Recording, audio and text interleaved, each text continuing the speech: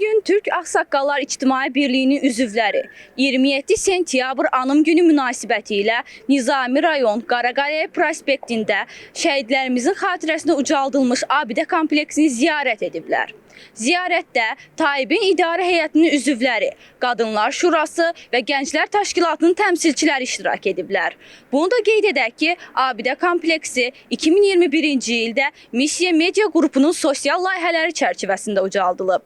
Allah şəhidlərimizə rəhmət eləsin. Onların xatirəsi qəlbimizdə daim yaşayacaq.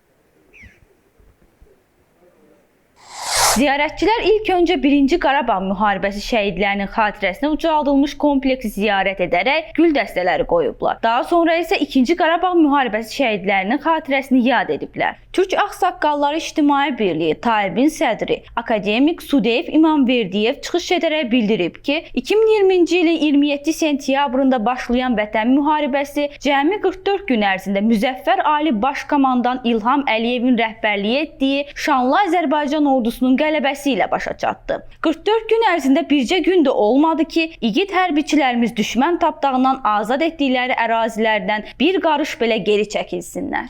Biz bütün dünyaya göstərdik ki, xalqımız öz rəhbəri ilə birlik təşkil edərək itirilmiş torpaqlarını azad etmək istiqamətində əlindən gələni etməyə hazırdır və onu reallaşdıracaq. Böyük bir ümidlər olsa da təhlükələr çoxudur.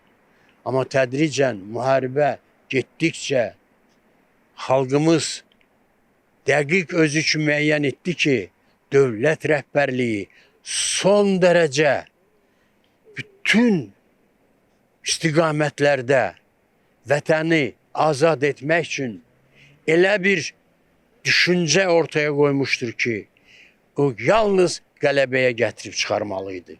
Və biz o qələbəni bu günləri qeyd edirik. İlahə Qəmbərli, Təbriz Quliyev, Heydər Həsənli, Missiya TV.